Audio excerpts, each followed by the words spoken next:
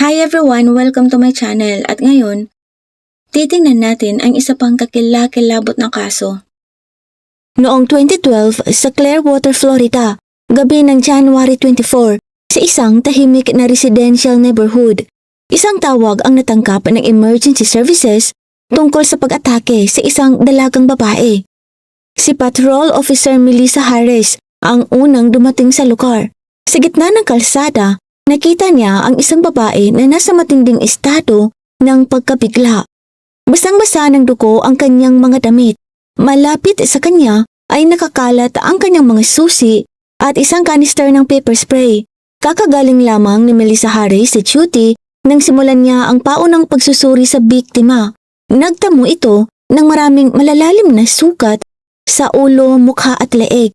Malubha rin ang pinsala sa kanyang lalamunan, kaya hindi na siya makapagsalita. Sinubukan ng pulis na makuha ang atensyon ng biktima sa pamamagitan ng eye contact upang makakalap ng impormasyon bago ito mawalan ng malay. Nang tanungin kung ang taong gumawa nito ay isang lalaking nagngangalang Robert, bahagyang tumango ang babae. Naging napakahalagang ebidensya iyon na agad na naitala sa pinangyarihan.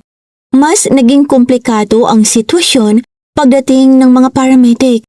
Si Cameron Hill, ang team lead, ang nagmonitor sa tibok ng puso ng biktima. Agad nilang sinimulan ang resuscitation habang nasa mismong kalsada pa.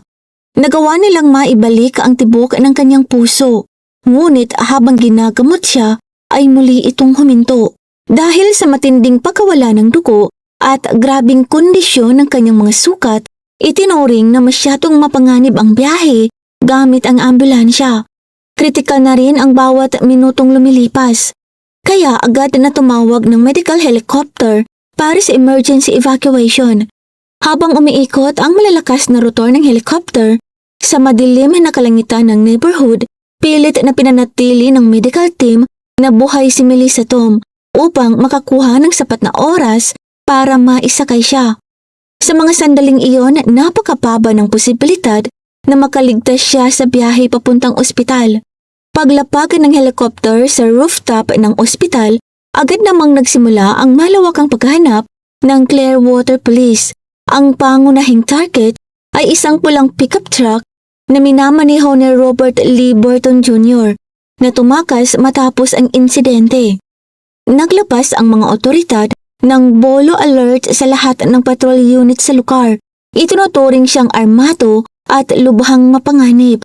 Lumawak ang paghahanap mula sa mga residential street hanggang sa malalaking highway palabas ng lungsod. Hindi nagtagal, biglang nagtapos ang pagtakas ni Robert Lee Burton Jr. nang matagpuan ang kanyang sasakyan na bumangga sa isang matibay na brick wall. Malakas at direkta ang naging impact. Wasak ang harapang bahagi ng pickup truck, ngunit nanatiling halos buo ang loob ng sasakyan. Agad siyang pinalibutan at inaresto ng mga responding pulis sa lugar. Sa mas masusing pagsusuri sa loob ng sasakyan, lumabas na hindi ito simpleng aksidente dahil lamang sa pagkawala ng kontrol sa pagmamaneho. Sa loob ng pickup truck ay natagpuan ang ilang selyadong pakete ng iba't ibang gamot. Lumabas sa investigasyon na uminom si Robert Lee Burton Jr. ng napakaraming pills kaagad matapos ang krimen.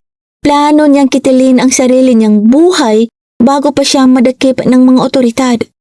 Ngunit hindi agad umepekto ang mga ininom niyang gamot. Sa halip na agad itong magdulot ng nakamamatay na resulta, nagdulot ito ng matinding pagkalito at pagkawala ng maayos na koordinasyon. Nakalaunan ay naging dahilan ng pagbangga ng kanyang sasakyan.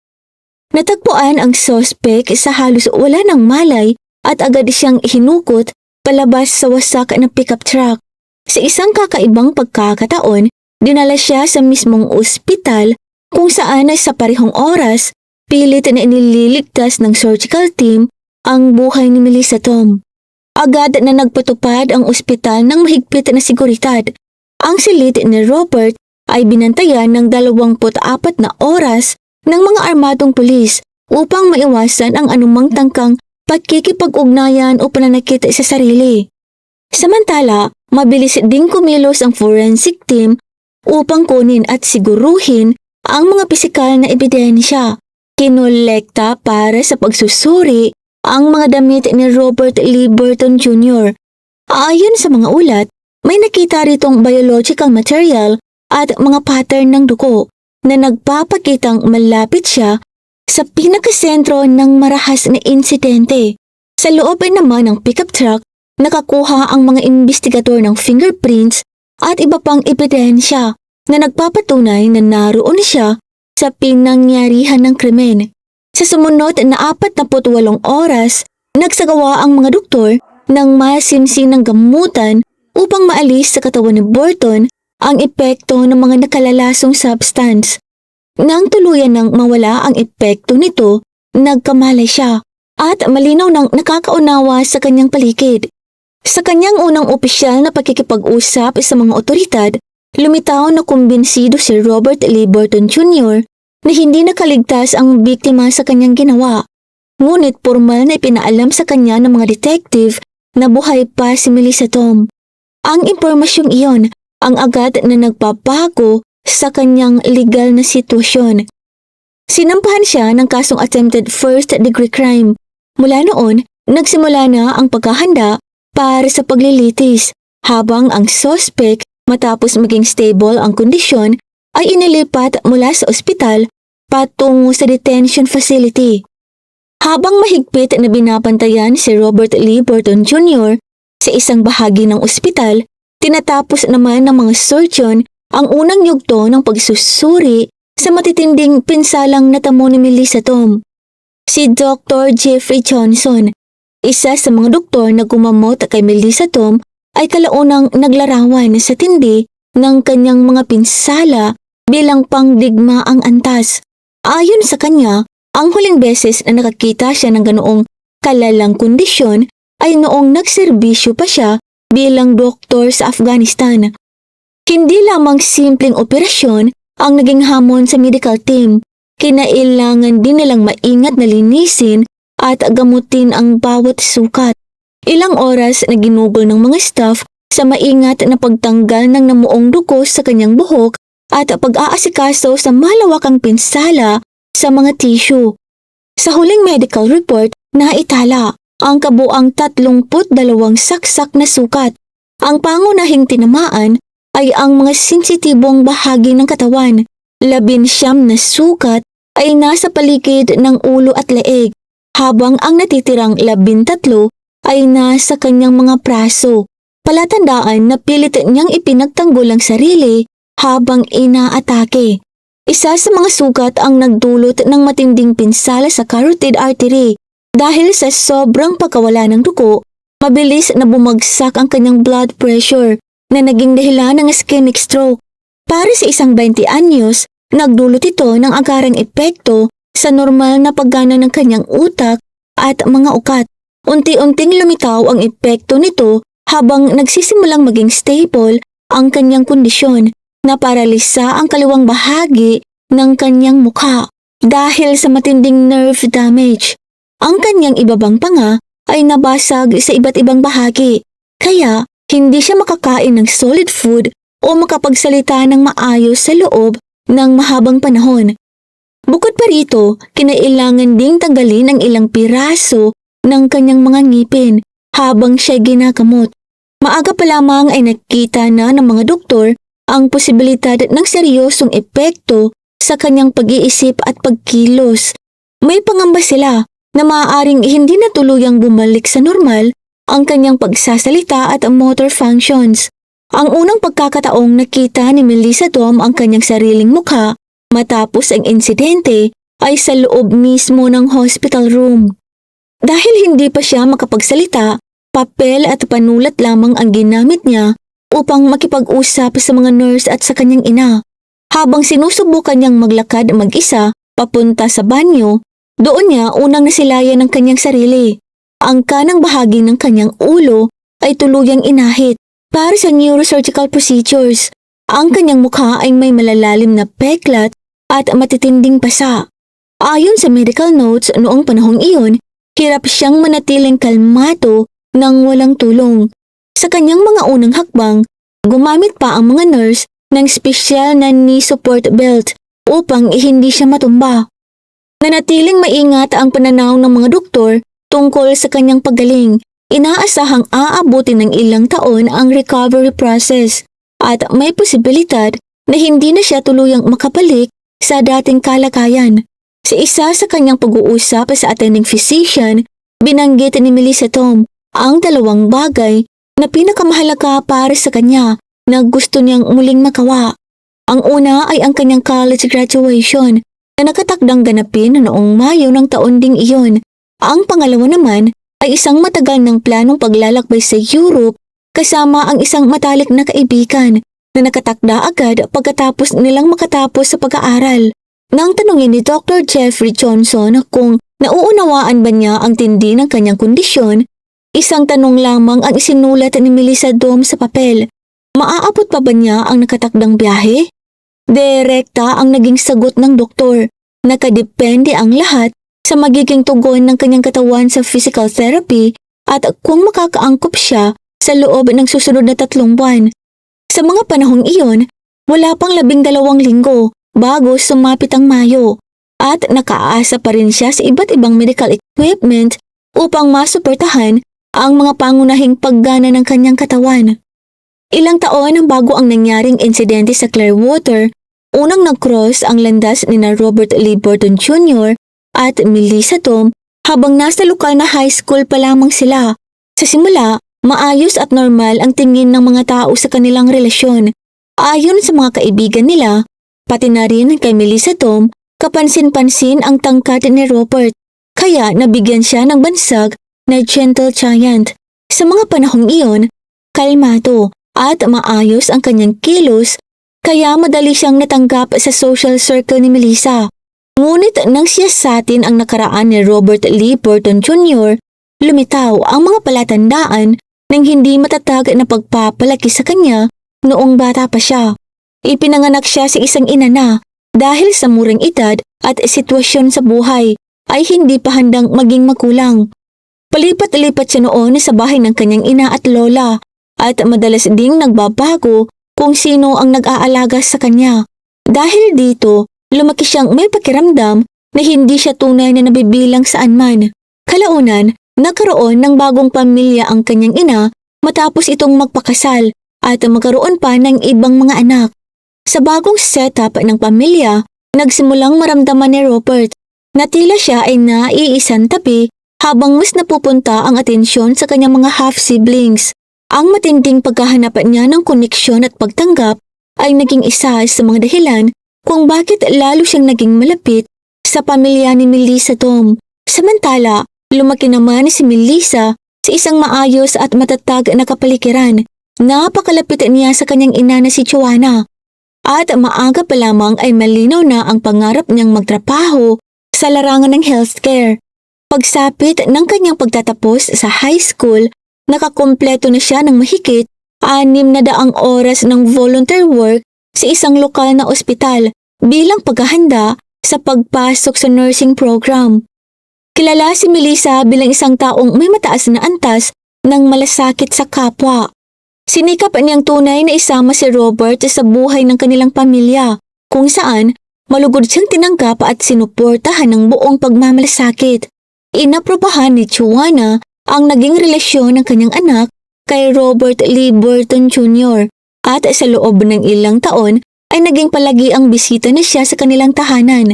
Ngunit nagsimulang magbago ang ugali ni Robert noong makatapos si Melissa Tom ng high school at magsimulang tutukan ang kanyang mga plano sa kolehiyo. Habang mas nagiging abala si Melissa sa pag-aaral at pagbuo ng kanyang kinabukasan, unti-unting nagbago ang paraan ng pagkikitungo sa kanya ni Robert. Nagsimulang lumabas ang madalas na masasakit na pananalita. Tinatawag niya si Melissa ng mga mapanlait na salita tulad ng stupid at idiot. Habang tumatagal, mas naging malinaw din ang kanyang pagnanais na kontrolin ang buhay ni Melissa, lalo na pagdating sa pakikisalamuha nito sa ibang tao. Madalas siyang magalit kapag nakikipagkita si Melissa sa kanyang mga kaibigan at gusto niyang nasa kanya palagi ang buong atensyon nito. Dahil dito, unti-unting lumayo si Melissa Tom sa kanyang dating social circle. Kalaunan, ang emosyonal na pressure ay nauwi sa pisikal na pananakit na nangyayari lamang kapag walang ibang nakakakita. Sa isa nilang matinding pagtatalo, inilagay ni Robert si Melissa sa chokehold. Hinawakan niya ito ng sapat para halos mawalan siya ng malay bago siya binitiwan. Pagkatapos ng insidenteng iyon, agad siyang nagbanta. Sinabi niyang kapag nagsumbong si Melissa o lumapit sa mga otoridad, sasaktan niya ang ina nito. Dahil sa labis na pagmamalasakit ni Melissa sa kanyang pamilya, naging napakalakas na paraan ng pananakot ang banta na iyon. Pinili niyang itago ang nangyari. Ipinagpatuloy niya ang kanyang pag-aaral sa universidad habang pilit na pinananatili ang imahe ng normal nilang relasyon ni Robert kahit lumalala na ang tensyon sa pagitan nila. Sa mga panahong iyon, tuluyan nang nawala ang tiwala sa kanilang relasyon. Napalitan nito ng saplitang pananatili dahil sa takot para sa kaligtasan ng kanyang pamilya. Noong September 2011, ang matagal ng tensyon na tinatago nila ay nauwi sa isang pampublikong komprontasyon. Nangyari ito matapos ang isang gabi kung saan nakainom ng marami si Robert Lee Burton Jr. Si Melissa Tom ang naupo sa driver's seat upang matiyak na makakauwi sila ng ligtas. Habang nasa biyahe, may sandaling bumaba siya ng sasakyan at isinara ang pinto, isang simpleng kilos na nagpasiklab ng matinding galit kay Robert. Para sa kanya, tila isa itong uri ng pambabastos at pakiramdam niya ay iniiwan siya ni Melissa habang hindi pa tapos ang kanilang pag-uusap.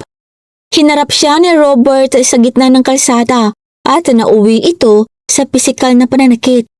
Nagawa pang tumawag ni Melissa sa emergency services, ngunit habang kausap ang operator ay hindi niya maibigay ng malinaw ang eksaktong lokasyon niya.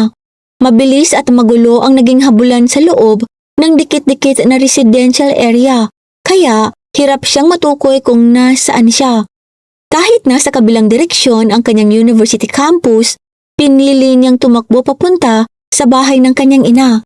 Ang desisyong iyon ay dahil sa mga dati ng pagbabanta ni Robert laban kay Joanna. Natatakot si Melissa na baka tutuhanin niya ang mga sinabi nito. Dumating ang mga pulis sa mismong sandaling naabutan siya ni Robert at ipinagpatuloy pa rin nito ang pananakit. Agad na dinakip ang suspect sa lugar.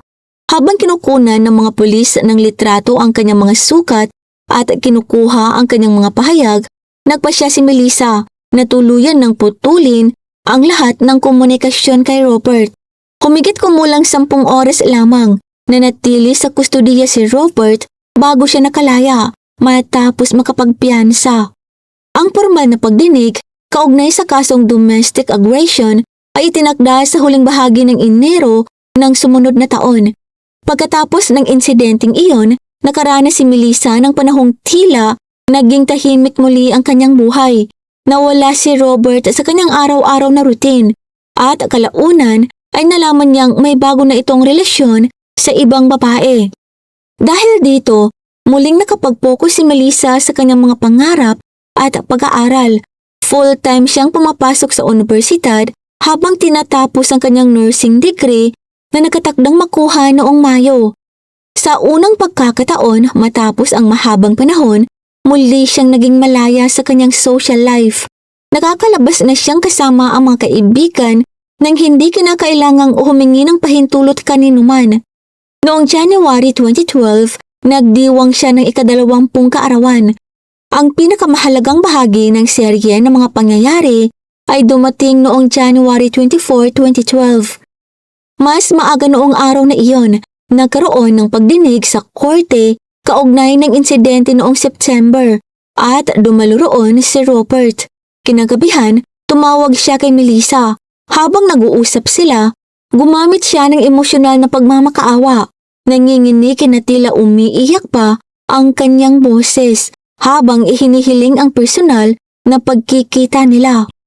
Ipinakita niya ito bilang isang pagkakataon upang tuluyan ng tapusin na ang lahat at makapagpaalam ng maayos na para bang handa na siyang mag-move on.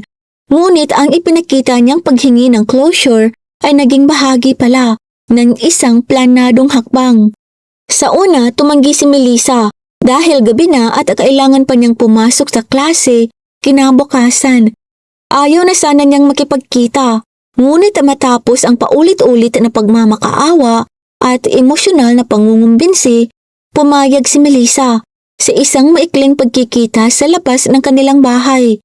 Bilang pag-iingat, bago siya lumabas, ay palihim niyang dinala ang isang kanang paper spray dahil hindi niya alam ang totoong balak ni Robert.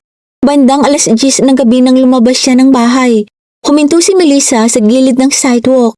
Maya-maya lamang, isang pulang pickup truck ang huminto sa tabi ng kalsada. Si Robert ang nagmamaneho. Pinatay nito ang makina at dahan-dahang bumaba ng sasakyan. Sa unang tingin pa lamang, may napansin ng kakaiba si Melissa. Wala man lang emosyon ang mukha nito. Hindi siya pinati. Hindi rin nito ipinaliwanag kung bakit siya naroon. Sa halip, unti-unti itong lumapit sa kanya.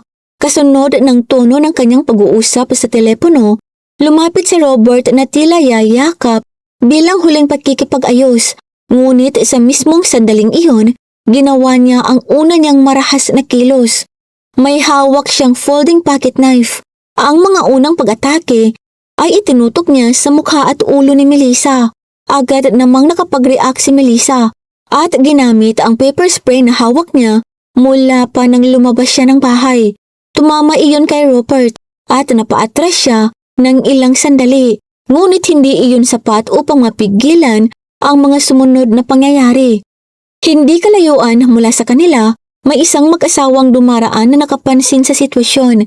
Nang marinig nila ang sigaw ni Melissa at makita ang panganib, agad na inilabas ng babae ang kanyang cellphone at tumawag sa emergency services.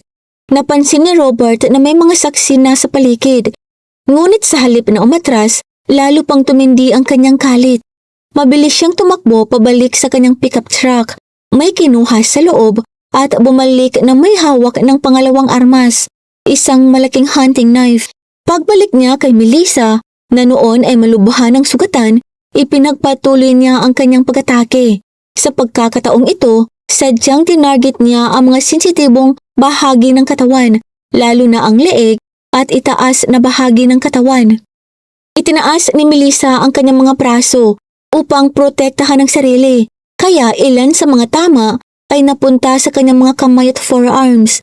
Sa kabila ng kanyang mga sigaw, nagpatuloy si Robert hanggang sa halos hindi na makalaban ng biktima. Sa kabuuan, umabot sa 32 sugat ang naidulot ni Robert gamit ang dalawang magkaibang kutsilyo. Nang marinig niyang malakas na sinabi ng babaeng saksi sa dispatcher na paparating na ang mga pulis at ambulansya, doon lamang tuluyang umatras si Robert. Iniwan niya ang biktima sa gitna ng kalsada. Mabilis na sumakay sa kanyang pickup truck at humarurot palabas ng neighborhood. Naiwan si Melissa sa asphalt habang nasa kritikal na kondisyon. Dahil sa matinding pinsala sa kanyang lalamunan, hindi siya makatawag ng malakas para humingi ng tulong. Sa kabila nito, patuloy siyang lumapan para mabuhay hanggang sa dumating ang unang patrol unit sa pangunguna ni Officer Melissa Harris. Ang buong pangyayari, mula sa paghinto ng pickup truck hanggang sa pagtakas nito ay tumagal lamang ng ilang minuto.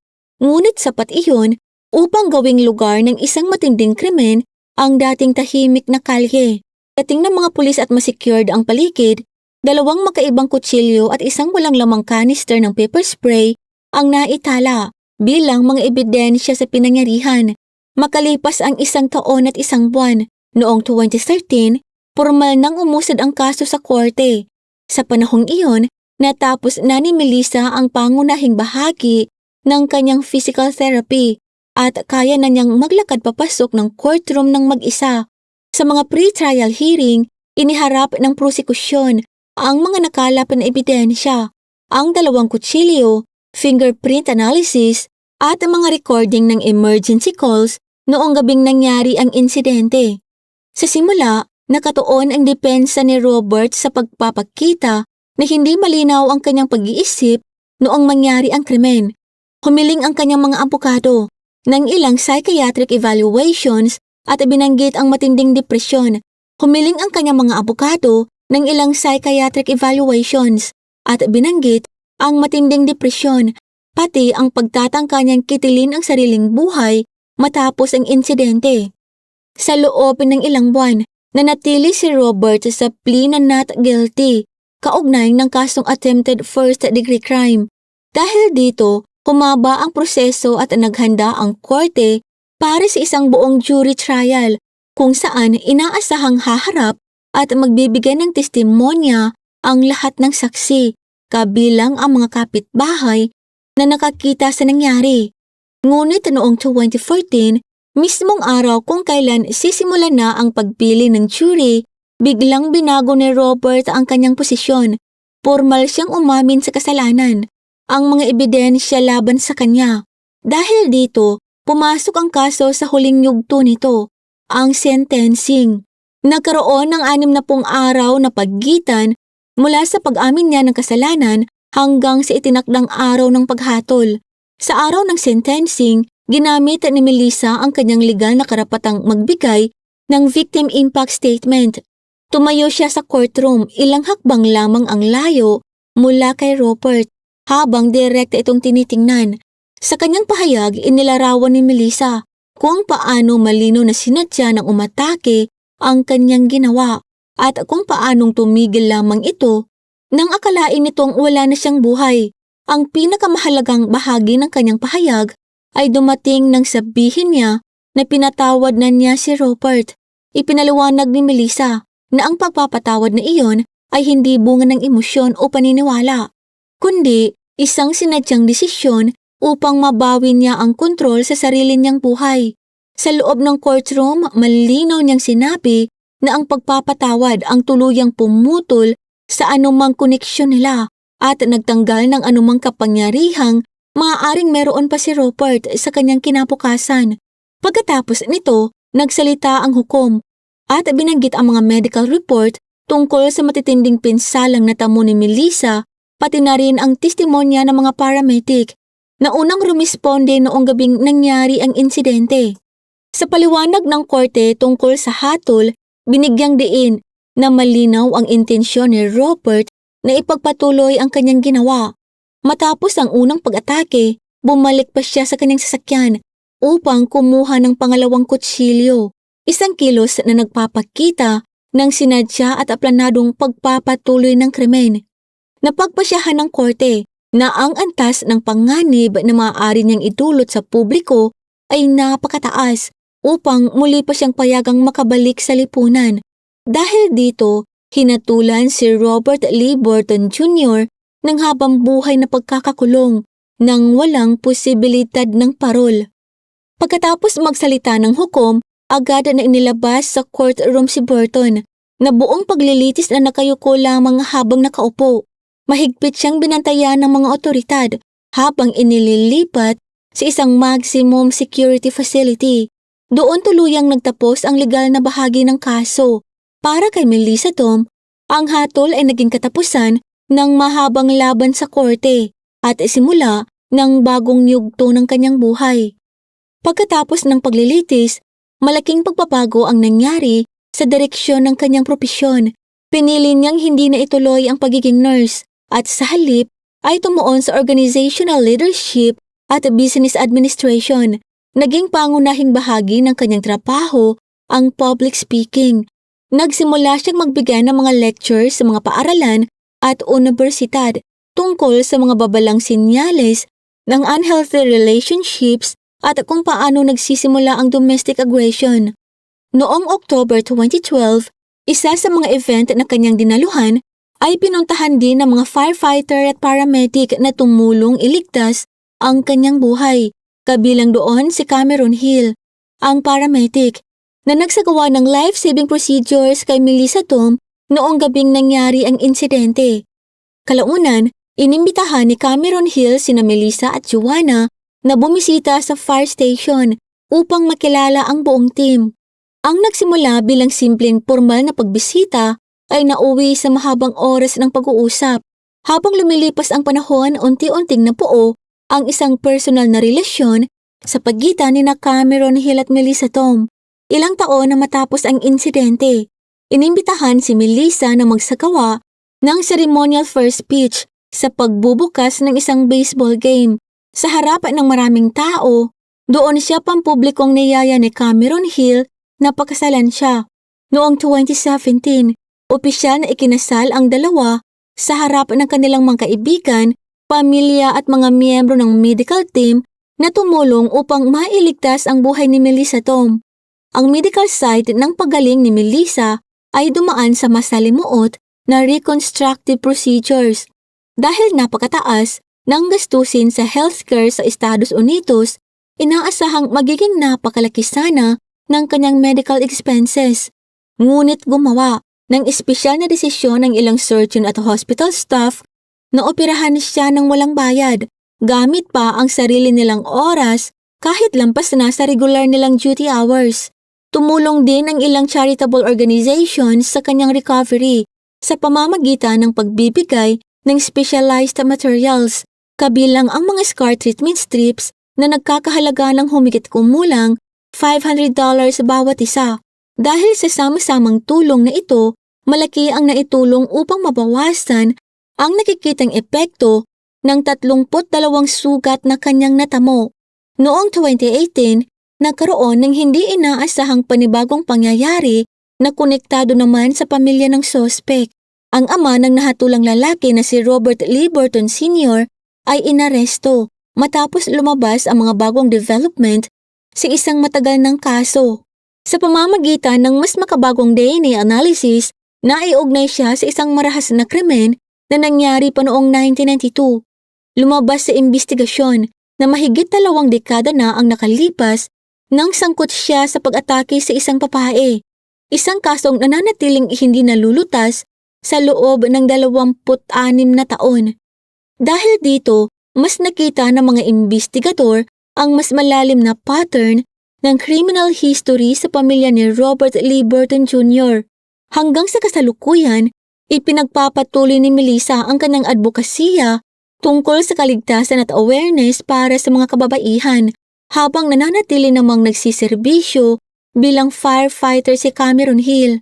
Ang kanyang kwento ay naging isang makapangyarihang halimbawa kung paano maaaring maputol ang cycle ng aggression, hindi lamang sa pamamagitan ng hustisya, kundi sa pamamagitan din ng tibay ng loob, paggaling at tuluyang pagbabago ng buhay pagkatapos ng matinding pagsubok. Maraming salamat po sa panunood. Kung hindi naman po kalabisan, paki-like at subscribe po sa aking channel, and as always, keep safe everyone.